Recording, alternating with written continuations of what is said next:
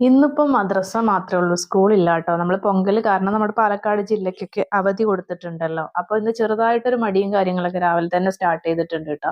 അല്ലാന്നുണ്ടെങ്കിൽ സ്കൂളിൽ പോകുമ്പോൾ ഉച്ചക്കഴത്തിനുള്ള ഫുഡും കാര്യങ്ങളും രാവിലത്തേക്കുള്ള ഡിന്നറും കാര്യങ്ങളും ഒക്കെ സെറ്റ് ചെയ്തെടുക്കാൻ നമുക്കൊരു ഉഷാറാണ് കേട്ടോ. അപ്പം മദ്രസ മാത്രമാണെന്നുണ്ടെങ്കിൽ നമുക്ക് രാവിലെ ചെറുതായിട്ടൊരു മടിയും കാര്യങ്ങളൊക്കെ കയറും. അപ്പം അന്ന് അതുപോലത്തെ ഒരു ദിവസമാണ് കേട്ടോ ഇന്ന്. പിന്നിപ്പം എന്ന് പറയാറുള്ള പോലെ തന്നെ മടി പിടിച്ച് ഇരുന്നാൽ നമ്മുടെ കാര്യങ്ങളൊന്നും നടക്കൂല. ഇനിയിപ്പോൾ ഇവിടുന്ന് അങ്ങോട്ട് ഒരു 2-3 ദിവസം ഷാനാക്ക് ഗോൾ അടിച്ചു കേട്ടോ. നാളെ ഫ്രൈഡേ മദ്രസ അല്ല, സ്കൂൾ മാത്രമേ ഉള്ളൂ. പിന്നെ ശനിയാഴ്ച മെഹറാജിന്റെ ആ ഒരു ലീവും കാര്യങ്ങളും ഉണ്ട്. പിന്നെ അത് കഴിഞ്ഞ് ശനി ഞായറും സ്കൂളും ഇല്ലല്ലോ. അപ്പം ഒരു 2-3 ദിവസം എന്തായാലും ഫ്രീ തന്നെയാണ് കേട്ടോ.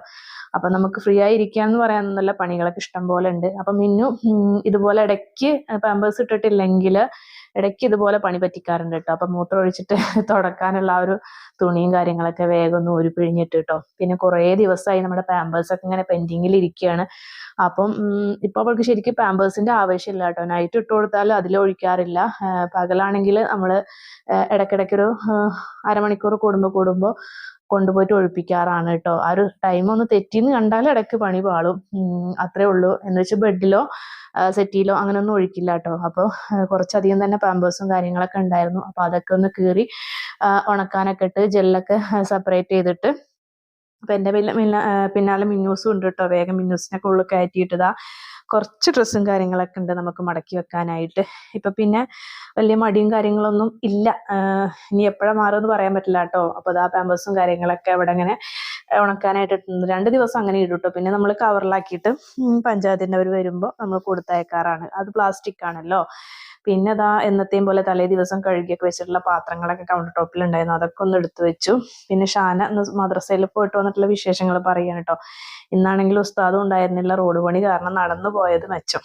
അപ്പം ഈ ഒരു വീട്ടി പൊട്ടിക്കുമ്പോൾ എനിക്ക് ഭയങ്കര ആകാംക്ഷയുണ്ട് എൻ്റെ ഉള്ളിൽ. എത്ര രൂപയാണെന്ന് ഉള്ളത് കേട്ടോ. എന്താ സ്വർണ്ണമഴയോ സ്വർണ്ണധാര അങ്ങനെ എന്തോ ആണല്ലോ. അപ്പം ഇപ്രാവശ്യം 5 രൂപയാണ് കേട്ടോ.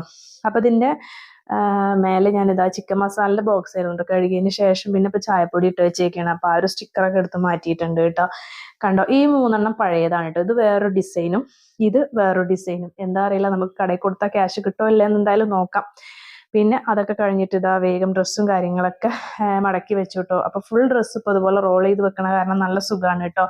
കാരണം കുറേ അധികം നമുക്ക് സ്റ്റോറേജ് ഉണ്ടാവും, നമ്മുടെ മടക്കലും കാര്യങ്ങളൊക്കെ എളുപ്പം കഴിയുകയും ചെയ്യുമല്ലോ.